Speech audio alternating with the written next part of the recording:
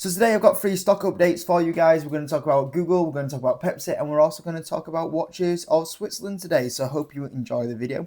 Before we do, if you are on the Patreon, I have just dropped my UK portfolio for September 2025. So if you are a member on the Patreon, go give that video a watch for you guys. And as well as that, a bit of a update finally on the patio. It's been a little bit delayed. We've had to wait for the rain to pass. We've had a bit of material delay.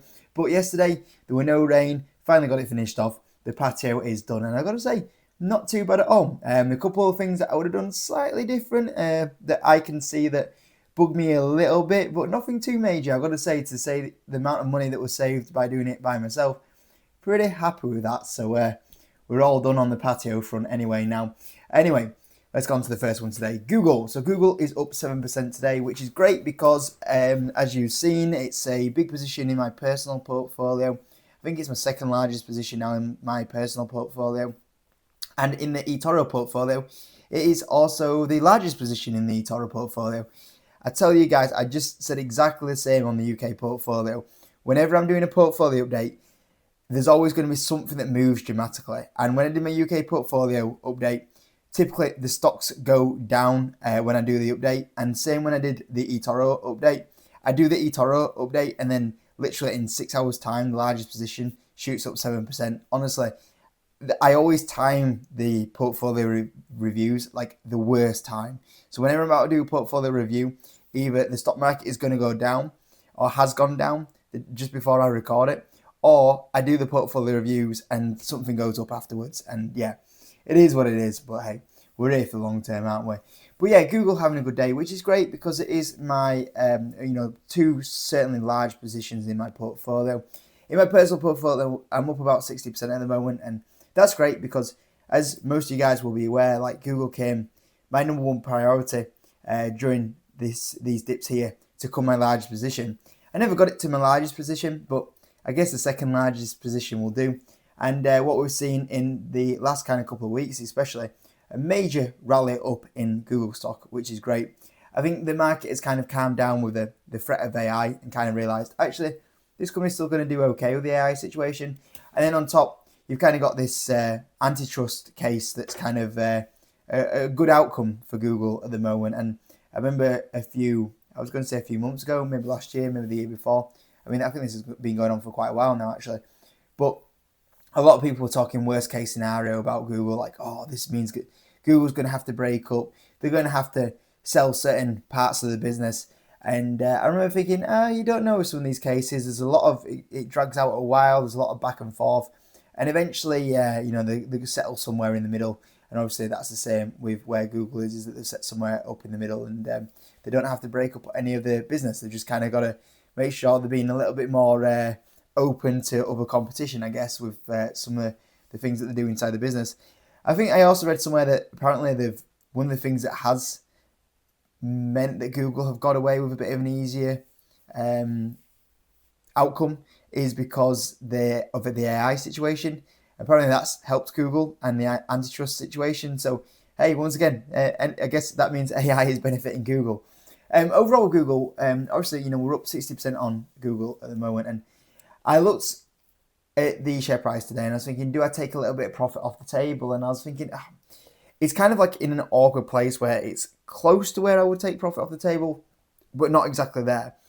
So one thing that would normally make me take a little bit of profit off the table is a big jump up, because I would normally think it would come down and fill the gap in eventually. And with a 7% jump, I would expect Google to maybe tail back into the 210 range at some point after this jump. We'll see what happens. But the main thing I want to be trimming it for is like the actual valuation side of it.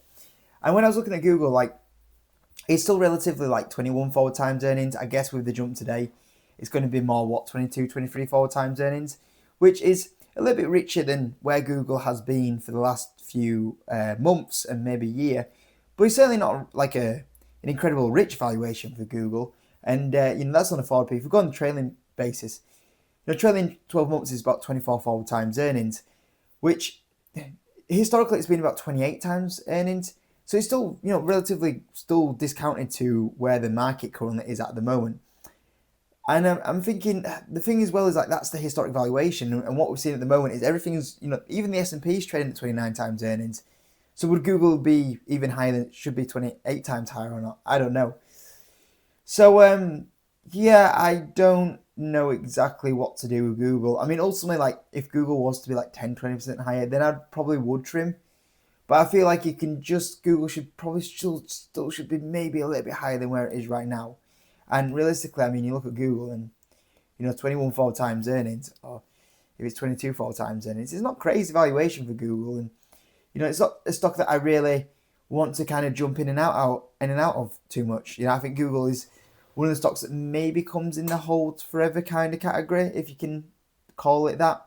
I don't know if any stock nowadays with how fast things seem to get disrupted is a hold forever stock, but yeah, I just still on the fence about Google. At the moment, I've not trimmed my position at all, but I keep thinking about it, and then I ultimately end up on the thoughts of that maybe I should hold it a little bit longer yet before I do trim anything off the table. But as I always remind myself is, we're here to make money at the end of the day. I could quite easily see next month, I don't know, something spooks the market, and the market then pushes Google back down to 16 4 times earnings again. So I don't know. I'm thinking on that one, but at the moment, what we'll do today is we'll celebrate the jump in Google and the run that it's been on, because it's been a really good performer for them. Next one, we're going to talk about Pepsi briefly, which we don't normally talk about if it loads. We don't normally talk about Pepsi, but we are today. Had a bit of a jump up yesterday in the share price, and since then it's actually given everything back on the jump up on the share price. But what happened is Elliott Management actually invested a $4 billion stake into PepsiCo, and the stock reacted really positively off that. The theme being that Elliott Management are a bit more of an activist, and they get someone on the board and they try to shake things up, and I think it excites businesses that maybe have had a bit of a tough time at the moment, and Pepsi's kind of on that. It was a stock that was $187, fell all the way down to $133, and it's gone up a little bit since then, but it's still on a pretty decent pullback for Pepsi's standards. It's very rare that Pepsi has you can see that dip on that stock chart. If you look for dips on the stock chart, there's not really often that you see that many dips, significant dips on the chart for Pepsi. Always known as a bit of a stable company, but a stable company dropping 20% is something that always makes you go, oh, okay. And I guess the market's rallying up because it's getting excited that maybe Elliott come in and just spice things up a little bit, get things going in the right direction. They've done it a couple of times at previous companies, but I always see Elliott Management take a position in some of these companies, and the market gets really excited. But I never really understand why you get so excited about it, because at the end of the day, like when you'd expect someone like this to have these guys have invested in, they come in and they really turn around these businesses. And I was looking at the returns over the last 3 years. I mean, I can go off to the last 5 years if I can't. I got to pay for it. So the last 3 years, and you compare the performance to the S&P 500, and that was coming out of the 2022 dip situation, and where the S&P's had a pretty good time, as you can see here, and he's up around about 63%. Elliott Management are up 69%. So granted, they are beating the market, but 69% for someone that is supposed to be like a top dog, it's not amazing, is it? With the fees they charge and everything like that, you'd expect something more significant than that return compared to the S&P 500. If someone like myself can sit here on YouTube, and if you was to run my performance from Q2 2022 to where we're at right now, I mean, I would expect that we're probably up like a good, I don't know, 90, 100% in that time frame. So you shouldn't have a guy that is sat in his spare room in his house that's outperforming, a multi-billion, managing billions of pounds of investments, only doing that performance to S&P 500, and the market then gets excited by it. I don't know. I just think that sometimes, the market momentum when someone like this invests in, I always kind of go, why is it should really get excited that much? It's not like when Warren Buffett's buying, or someone with an actual mega history of actually outperforming the S&P 500, like, whoa, they're buying so and so, maybe there's something there kind of situation. The problem I have with Pepsi at the moment is that, and I think this is similar with quite a few companies, is that people forget this company historically has never been amazing performer. If you look at 2015's revenue and profit, they were sitting around about 5.4 billion in profit, 63 billion in revenue. And you look over the next 2 years, like the profit hardly went up that much, and the revenue hardly went up that much. There's a one-time charge there. If you go to the end of 2019, the revenue had only gone up 5 billion, and the profit had only gone up 800 million.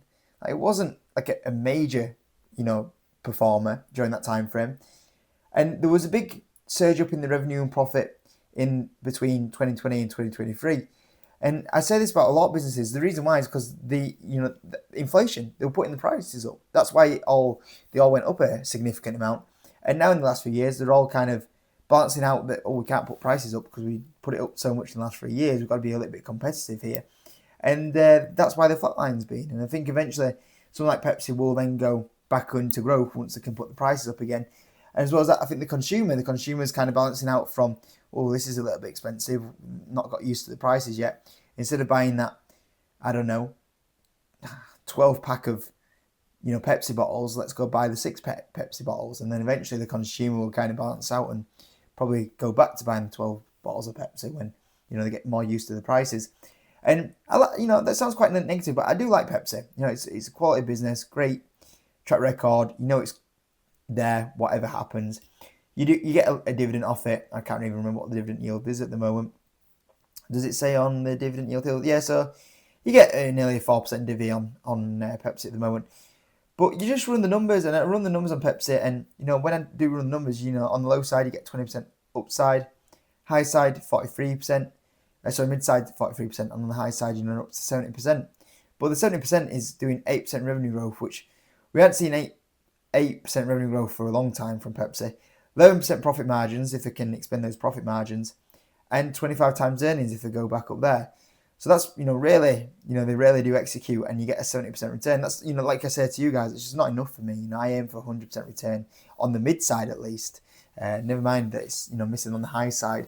And I just look at, it's one of those stocks I just put into the list of like, will it outperform the S&P 500 in the next 5 years? Maybe, maybe not. If it does, it's probably only slightly above the S&P 500.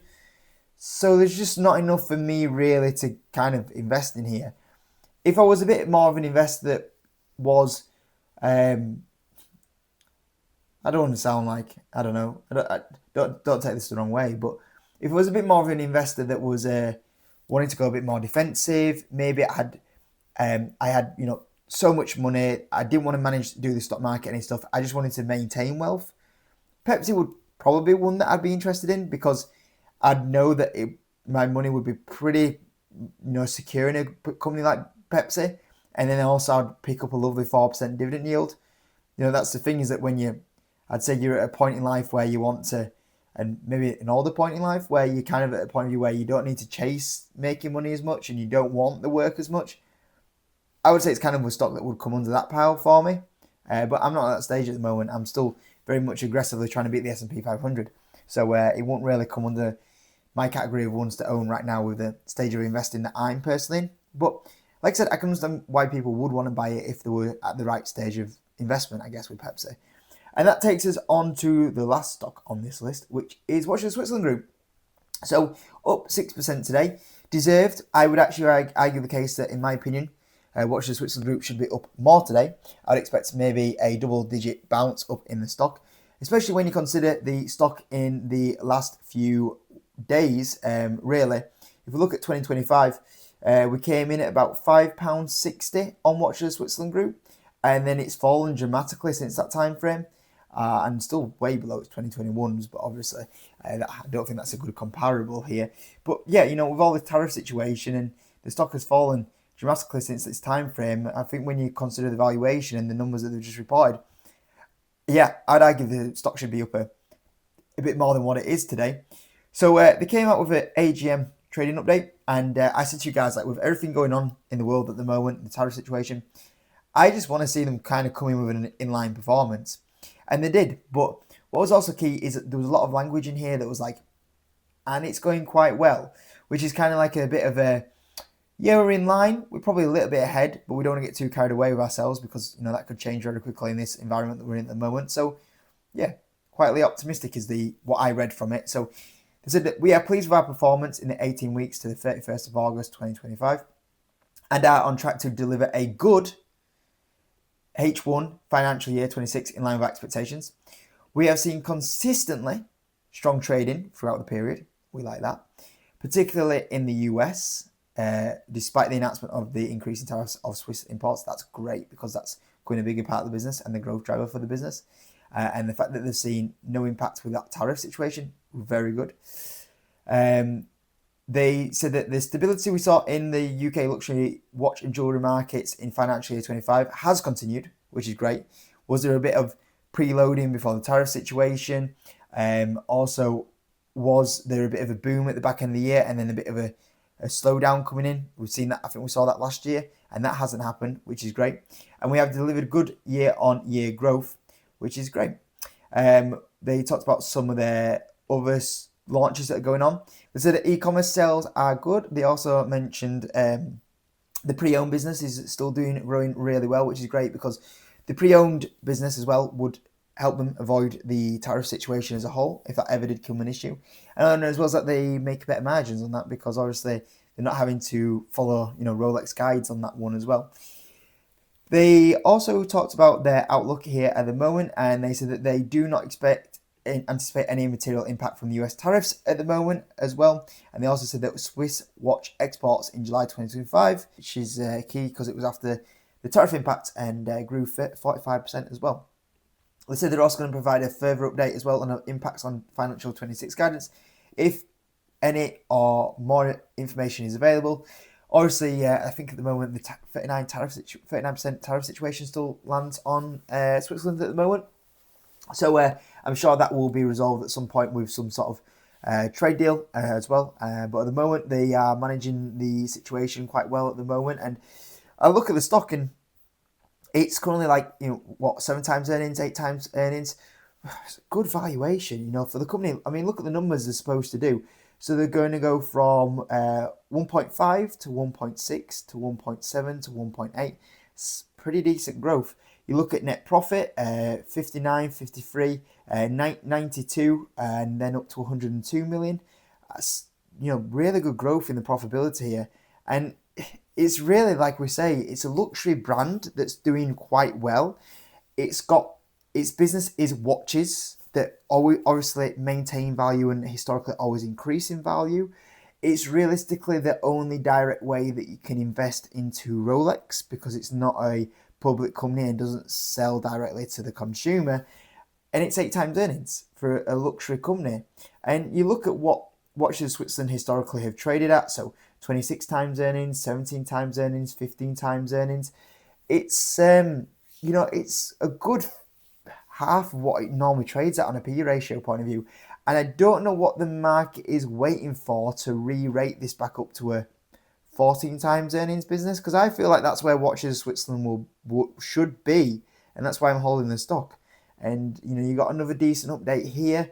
Maybe it's waiting for confirmation around the whole tariff situation, and then it'll rally up. But yeah, I feel like this should be a 14 times earnings business, and that's where I plan on holding my stock to. And like today, it was good hearing them do a great update once again, and it was good seeing the bounce up on the share price. But I gotta say, I walked away today thinking, it's up 6%, but I think that update should have taken it a little bit higher than where the stock went up today.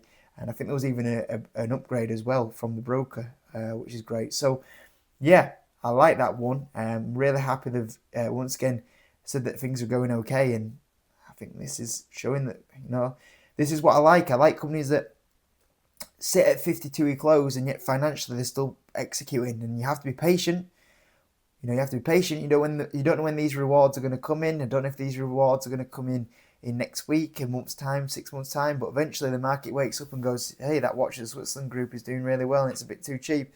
And you snap your fingers and you wake up and you realise that stock's gone back up to a £5 stock.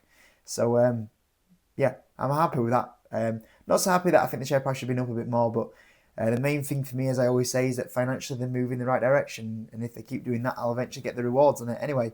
So yeah, that's Watches Switzerland, guys. Hope you enjoyed the free updates anyway. Thanks for watching. See you in a bit.